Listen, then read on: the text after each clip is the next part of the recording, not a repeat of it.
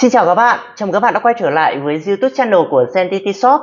Trong trường hợp IP và mật khẩu iDirect đã được thay đổi nhưng các bạn không được bàn giao các thông tin này thì chúng ta sẽ cần phải sử dụng màn hình và bàn phím để cấu hình lại iDirect. Do vậy, trong video này mình sẽ hướng dẫn các bạn cấu hình địa chỉ IP và tài khoản cho iDirect 9 trên các dòng server Dell PowerOS sử dụng màn hình. Hướng dẫn này sẽ áp dụng cho toàn bộ các dòng server Dell sử dụng iDirect 9, nghĩa là các dòng từ Gen 14 trở lên, bao gồm các server R640, R740, R650, R660, v.v. Nói chung là từ dòng RX40 trở lên thì đều giống nhau. Sau khi kết nối màn hình và bàn phím vào server thì các bạn bật server lên. Khi máy chủ khởi động và hiển thị các tùy chọn, các bạn nhấn phím F2 để vào chế độ cài đặt System Setup.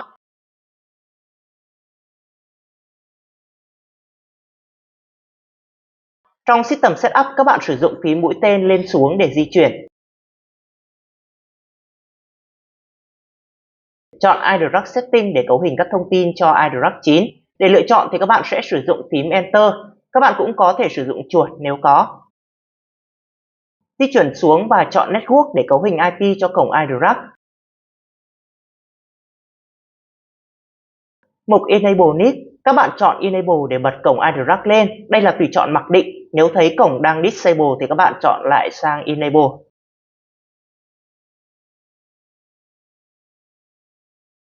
NIC Selection là tùy chọn cho cổng sẽ sử dụng cho iDirect. Mặc định sẽ là Dedicate, là cổng phía sau server. Có label là iDirect, còn các cổng LOM là các cổng trên card network được gắn trực tiếp trên main chứ không phải là khe PCI. Các bạn chỉ nên chọn sang cổng LOM khi cổng iDirect bị lỗi phần cứng, không sử dụng được nữa.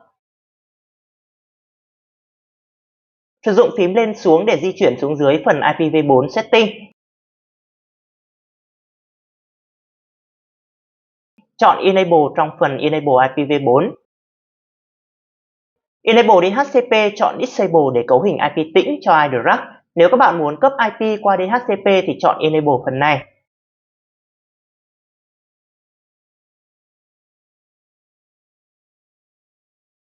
Nhập các thông tin IP, gateway và subnet mask cho iDirect. Các bạn nhấn Tab xuống phím Back để quay lại menu trước.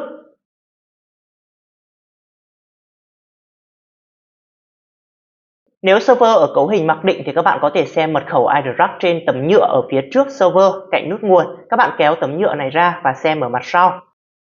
Trong trường hợp mật khẩu đã bị thay đổi và không được bàn giao thì các bạn sẽ cấu hình lại trong iDirect Setting. Các bạn dùng phím di chuyển để xuống phần User Configuration.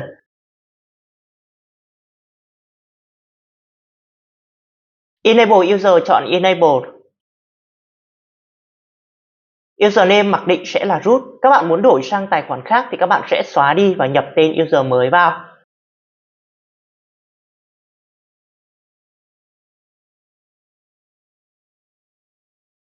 LAN User Privilege, chọn Administrator cho tài khoản cao nhất.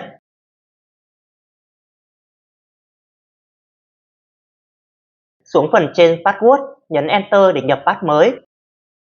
Nếu có màn hình thì các bạn sẽ không cần nhập mật khẩu cũ khi đổi mật khẩu, do vậy các bạn có thể thay đổi thoải mái. Nhấn phím Tab, thấy nút OK màu xanh thì các bạn nhấn Enter. Nhập lại pass. Nhấn Tab xuống nút Back và nhấn Enter. Nhấn tiếp Tab xuống nút Finish và nhấn Enter. Server sẽ báo cấu hình đã được thay đổi, bạn có muốn lưu lại không? Các bạn chọn Yes để lưu.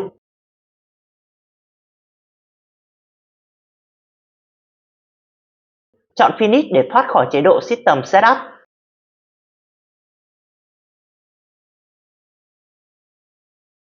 Như vậy là các bạn đã có thể truy cập vào iDirect bằng IP và tài khoản vừa cấu hình.